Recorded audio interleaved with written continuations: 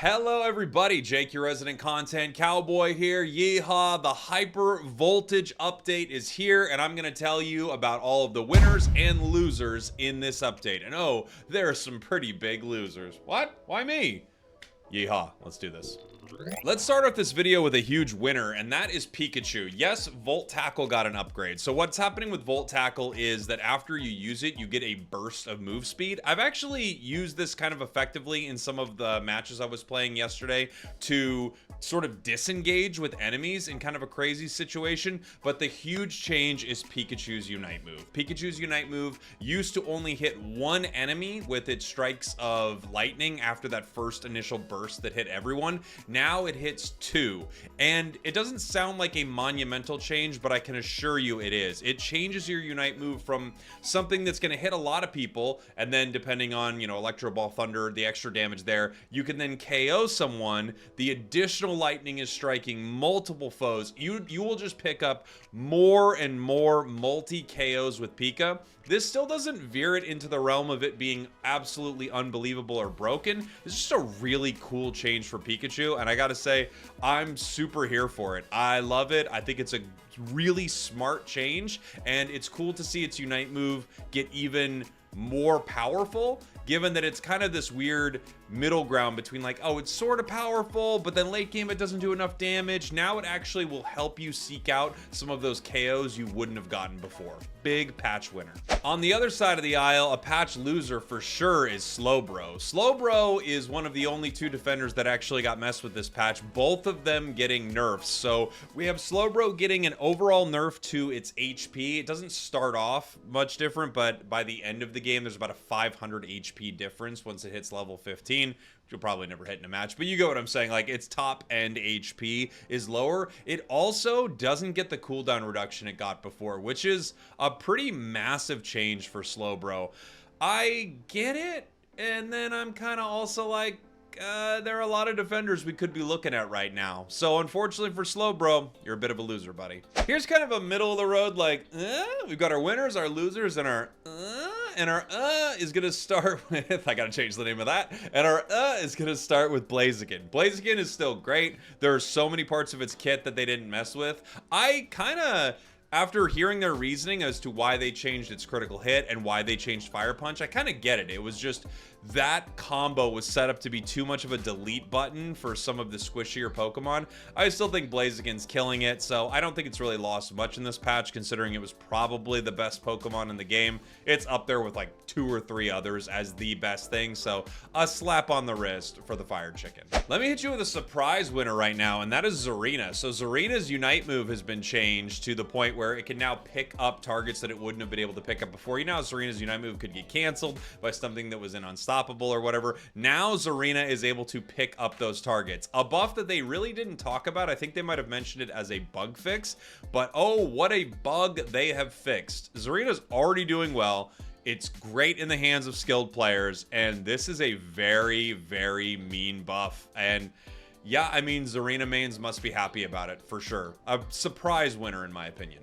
Here's another big winner, Sylveon. Sylveon's Hyper Voice is awesome. Draining Kiss also got a buff, which is just really cool. But to see a Pokemon get a rework, and sort of very specifically, this rework is done to give you a new play style for it, I absolutely love that. I just think it's cool to have the developers looking at Pokemon in the game and going, what was our intention with this? Did we nail it? Is this exactly what we wanted out of it? They even talked about how it felt like it's a move where you're kind of attacking in a cone, but it's basically single target because the cone is pretty small. So we're going to lower that damage, but at the same time, we're going to make this way more effective for what we intended. I would love to see more changes like this. It's a very welcome change. And yeah, I mean, we've seen a lot of the Chinese beta stuff, right? Like, give us the new rollout Wiggly, give us some of these changes that we've seen, because there are a lot of different ways we could have these moves work, and it would change the Pokemon and their place in the meta entirely. We talked about a defender that was a bit of a loser in this patch in Slowbro, and we should talk about another one. That's Ho-Oh. I'm not surprised to see nerfs for this thing. I think a lot of people aren't using Ho-Oh effectively, but it is a crazy, crazy good defender. Its Unite move is absolutely unbelievable, and it's just really strong, really difficult to take down. I do think with them removing the EX license classification and tweaking Pokemon here or there, we're getting towards a much more balanced roster, and I'm very much here for it. We should move on to another loser while we're talking about EX Pokemon, and that is Zacian. Not surprised to see Zacian nerfs. A slept on EX Pokemon. A lot of people weren't talking about it, but this thing was secretly kind of ripping through things still. It got a weird nerf a while back, and then it wasn't seen for a season because it was basically banned from ranked once you hit master.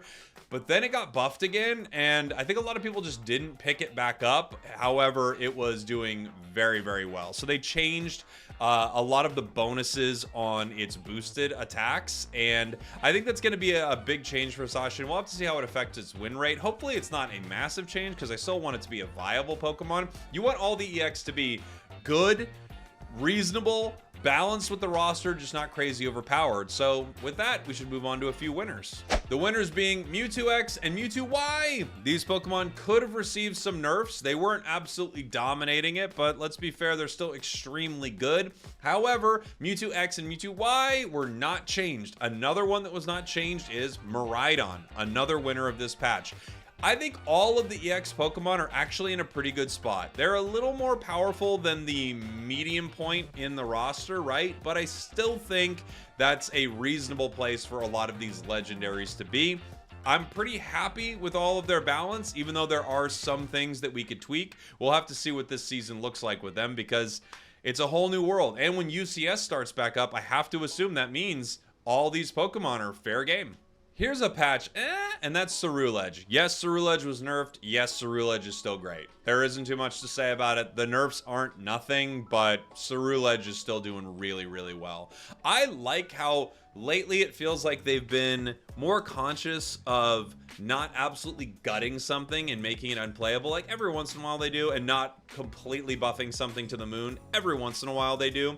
But probably over the past, I don't know, 6-8 months or so, maybe this entire year here in 2024, we've seen less and less absolutely absurd balance in one way or another. We still have a few Pokemon who are kind of left out in the cold, but in general, pretty good. I like this change for Ceruledge, and I still think it's going to be a top tier pick. Here's one that I have to kind of put in the tier.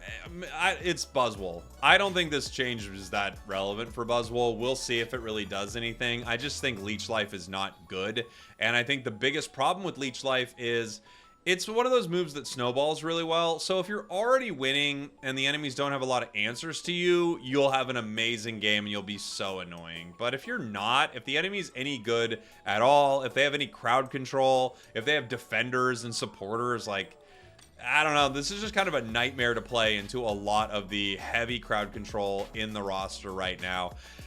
I could see some players enjoying it. I think the real positive about a change like this is there are some players who are playing Leech Life Buzzwole who want to play that build, and that build definitely needs some love. I want every build to have a place where you could at least go, okay, you're not trolling to play it. I still honestly don't love it.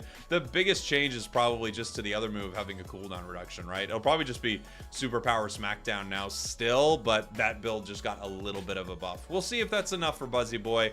To me, right now, it doesn't feel like it, but I need more time. Here's a big winner, Shell Bell. I don't know if it's a big winner. I love that they changed Shell Bell. I love that they made it better. Is it good enough? I'm sure the people over at the Math Cord will math it out pretty soon and they'll say, no, it's probably still not good enough. However, with a lot of these items, someone spent a level 30 item enhancer on them. They want to run Shell Bell, and just the fact that this item is more viable, it's going to give you more HP, it's less, you know, it's less troll maybe than it used to be. I don't even think it was ever really troll. It just wasn't as ideal, right?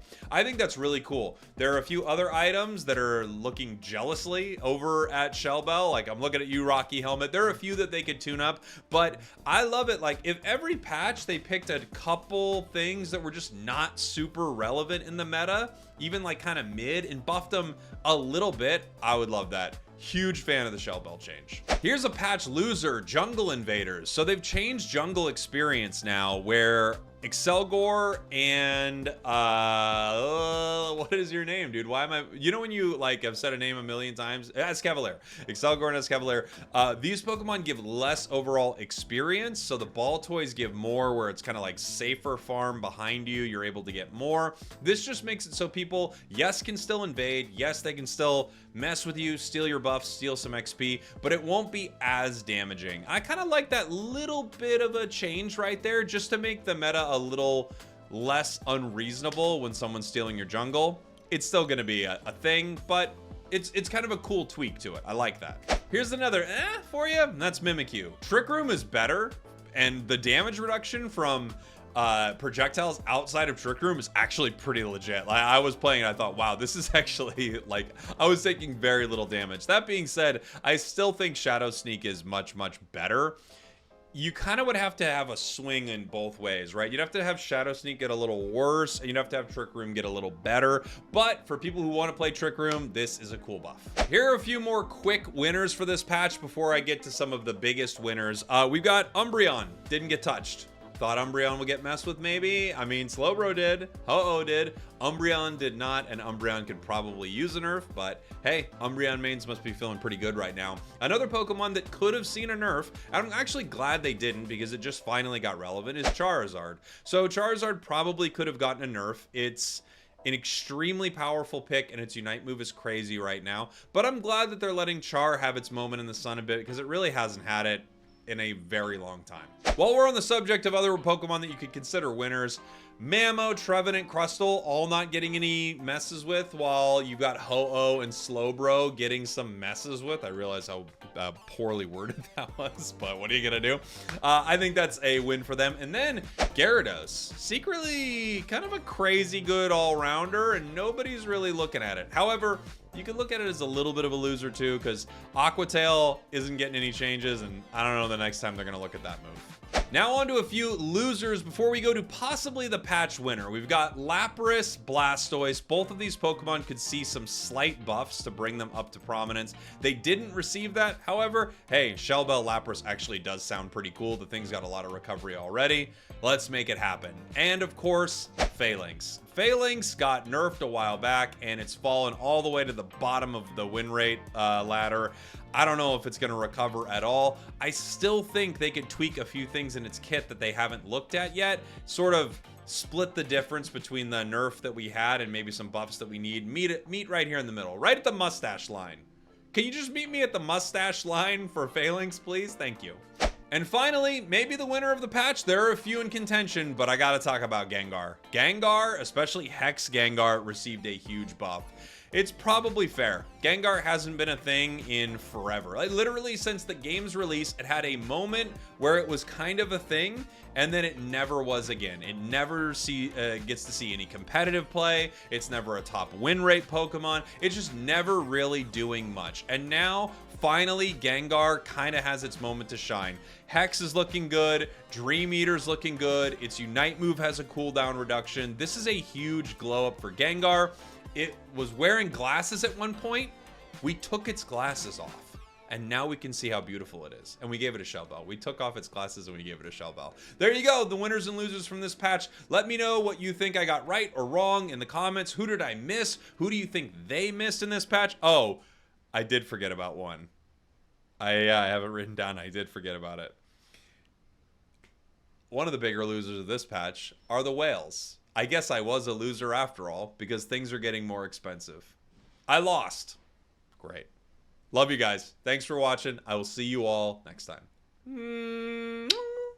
Put Shell Bell on everything.